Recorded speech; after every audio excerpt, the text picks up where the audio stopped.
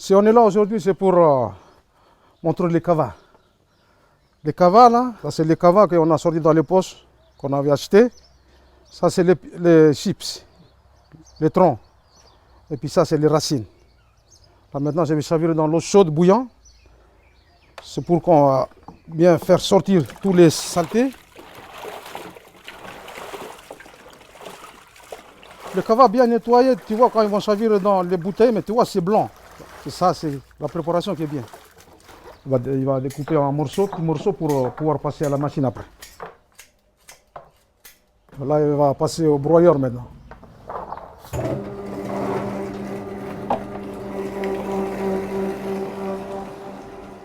Il va laisser le cava avec l'eau 5 à 10 minutes. Il va donner plus encore d'effet. La force du cava il va sortir et plus encore l'effet. Et quand il presse bien, il faut qu'il presse bien avec la force. Voilà maintenant au temps d'aujourd'hui, là, il filtre avec les jupons. Au temps d'avant, le vieux il filtre avec, il mâche, les jeunes ils mâchent et puis après il filtre avec les fibres des cocotiers. Voilà, c'est ça là.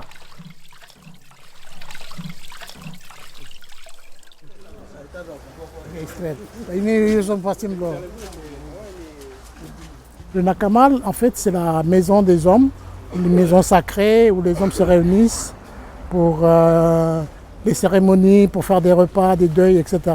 Donc cette maison-là est réservée aux cérémonies coutumières. Ici, ce serait plutôt un kava-bar. Les vieux utilisaient le kava surtout le soir, après une journée chargée pour se calmer, se détendre. Ils utilisaient aussi dans les cérémonies de mariage, de deuil, dans toutes les cérémonies où les gens viennent ensemble. C'est les jeunes qui sortent. Voilà. Les vieux, ils n'ont pas le droit de se toucher. Ouais, ça servait aussi le kava lorsque, après des conflits, on s'asseyait pour faire la paix. Nous, quand on finit de planter les ignames, et les vieux, ils levaient un sel pour les faire danser autour des îles d'ignames, des champs d'ignames. Sinon, on pense comme ça, pour l'igname, il va bien donner. Principalement au sud, surtout l'île de Tana, principalement. Le kava, il est pris comme une porte pour communiquer avec les esprits. L'esprit des anciens, de la nature et tout. En quelque sorte, c'est comme pour la Monikanak, on l'utilise pour les mariages et tout. Il a une valeur coutumière très importante. Lorsqu'on prend le kava, on prend souvent le coco aussi. Et la noix, on s'en sert pour mettre le kava dedans. Malogo.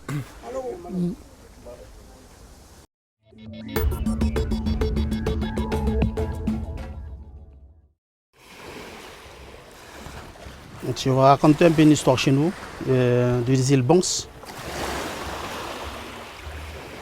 Et chez nous, on dit Nakaka de l'eau, ça veut dire, l'histoire à nous, ça veut dire l'histoire de l'eau. Et la dame là a eu 5 garçons.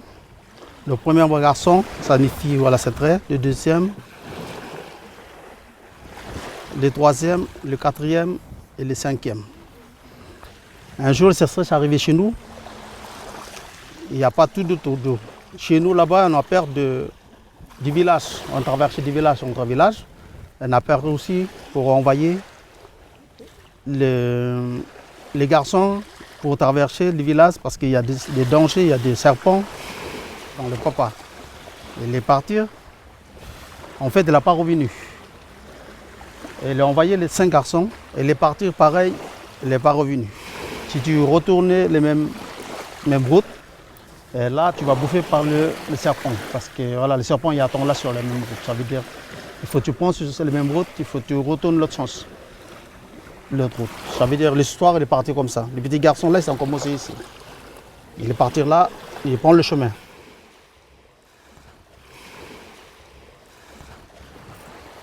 Il est parti chercher, il continue. Il continue, l'histoire là, il continue comme ça pour chercher de l'eau. Il est arrivé là, encore, Ça veut dire qu'il a commencé ici au début, il est parti, il a fait tout le long chemin jusqu'à l'arrivée. Sa mère y attend de l'eau, il est arrivé à amener de l'eau. Nous, ce dessin-là, il n'y a que les hommes seulement qui peuvent faire les dessins. Ça, c'est une vraie histoire. Et sinon, il y a beaucoup de villages autour de nous. Chaque village, en fait, à l'époque, il y a nous, les garçons, nous, le village, quand il va traverser l'autre village de l'autre côté, il y a l'autre village de l'autre côté, l'autre clan de l'autre côté, il tue l'autre famille de l'autre côté. Ça veut dire nous, on a peur pour aller de l'autre côté. Le premier danger, c'est ça. Le deuxième danger, c'est pour les serpents. Nous, on ne peut pas aller comme ça parce que chez nous, il y a beaucoup de serpents aussi. Ça veut dire les deux dangers, c'est ça. Ce dessin-là, on fait toujours ça depuis. Ce dessin-là, ça fait longtemps. Moi, je ne suis pas encore né. Même mon père aussi n'a pas encore né. Pour moi, c'est important aussi pour ma fille, Anaïs, pour connaître aussi toutes les cultures là, la coutume. De toute façon, voilà, souvent, moi, je montre à eux comment la culture chez nous, des Vanuatu. Des Vanuatu aussi, voilà, il faut. Nous, on se pète toujours, il faut transmettre toujours la coutume vers notre enfant, de l'autre côté.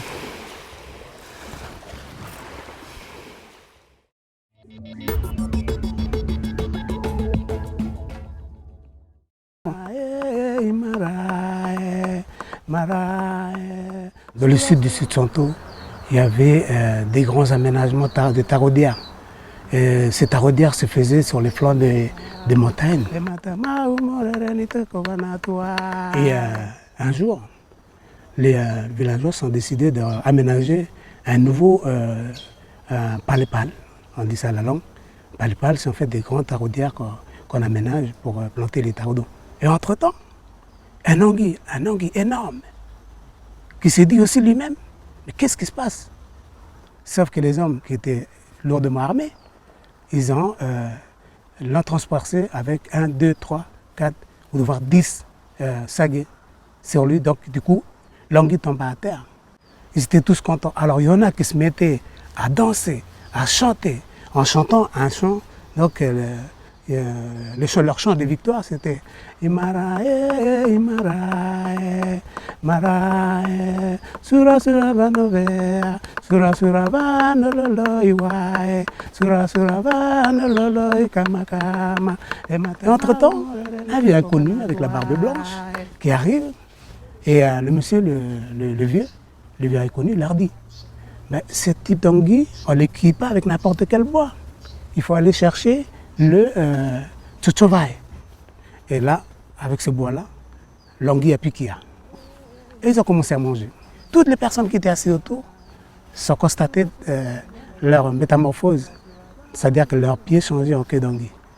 Et ils ont voulu dévaler pour aller justement à la source. On peut voir justement la trace sur la montagne, la trace où les anguilles ont dévalé justement la montagne pour pouvoir rejoindre la grande rivière. Les contes au Vanuatu ont une place importante, surtout quand on est enfant.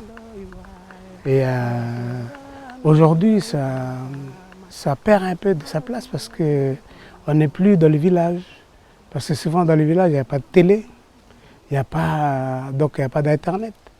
Et on profite justement avant de se coucher. Et on profitait à écouter les légendes et les contes que nos vieux y racontent. Pour que les gens ils ouvrent les yeux, que voilà, la nature elle nous entoure, à nous de les respecter, pour qu'en retour ils nous respectent.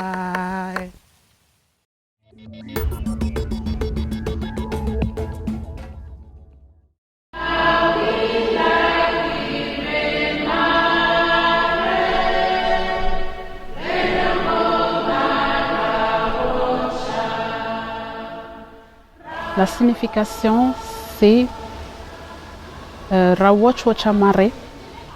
Un jour, nous allons tous réunis avec Jésus au ciel, tout ensemble. C'est une langue qui vient de l'île Vanuatu qui s'appelle Malikolo. La chorale, elle est composée par 3 églises qui s'appellent l'église catholique et l'église protestante et de l'église adventistes. Toutes ces personnes qui viennent de Vanuatu.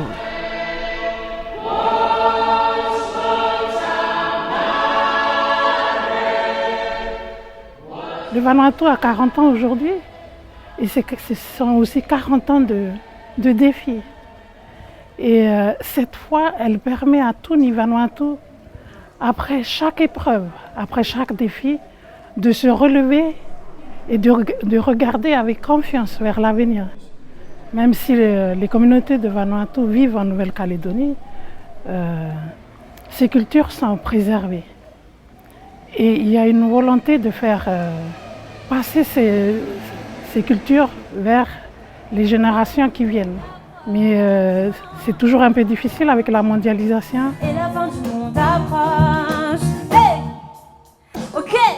Et bienvenue mes chers amis à la fin du monde. Veuillez attacher vos ceintures. Moi je suis originaire du Vanuatu, de l'île de Santo et aussi de Djehu, de Lifu. Donc ce métissage, moi je le vis plutôt bien, même si voilà, j'ai pas grandi avec ma famille de Lifu. Pour moi c'est des chansons qui parlent avant tout de mes mal-être. Donc le fait qu'on m'écoute, eh ben, je sais pas, je me sens comprise. Nous vivons chacune de ces douleurs et de désespoir. Ignorer nos devoirs, oublier.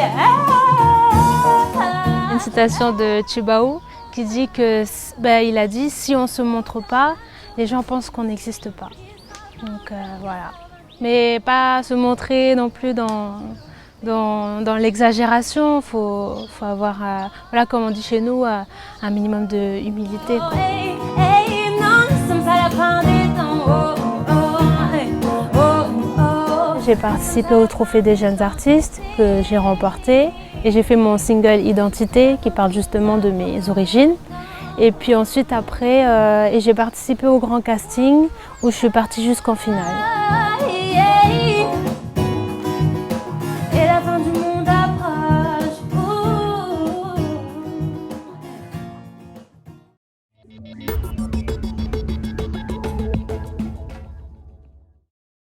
Donc je suis avec ma cousine Gracie pour vous présenter le laplap soussour, comme on l'appelle à Malikolo. Elle va éplucher l'igname. Alors un plat traditionnel, mais aussi c'est un plat de marque, on va dire, pour les Man Malikolo, parce qu'on le fait souvent pour les bébés qui viennent de naître, pour les garçons qui vont à la circoncision. En fait, pour râper l'igname, on n'utilise pas d'autres râpes que celle-ci, parce que ça vient d'un palmier qu'on appelle le natagora. Ce sont les feuilles qui sont utilisées pour faire les cases à Malikolo. Okay. Donc là, je vais commencer à râper. Alors, pendant que mon fils Kevin râpe le coco, l'autre étape importante pour le laplap, c'est le mélange. Il faut bien mélanger le laplap dans un premier temps avec de l'eau, parce qu'elle est un peu consistante une fois râpée, donc pour que ça soit plus aéré. Une fois qu'on a mélangé avec de l'eau, il faut le mélanger avec du lait de coco pour que ça ait plus de goût.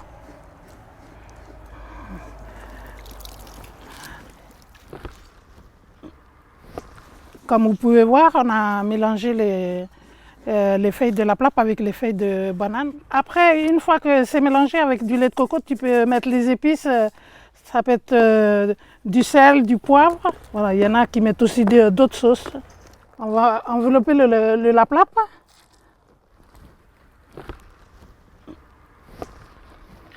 C'est un peu comme l'image d'un volcan.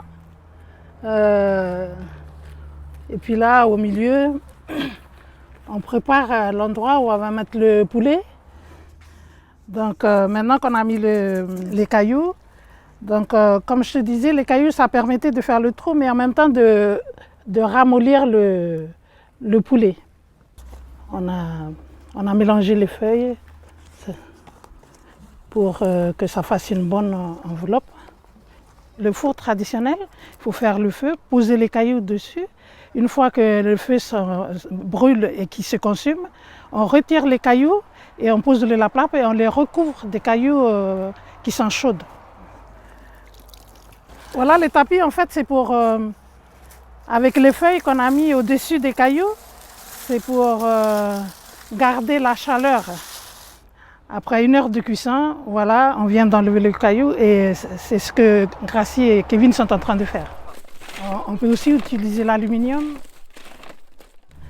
Et le laplape sosour, en fait, c'est pour décrire qu'il y a du lait de coco au milieu.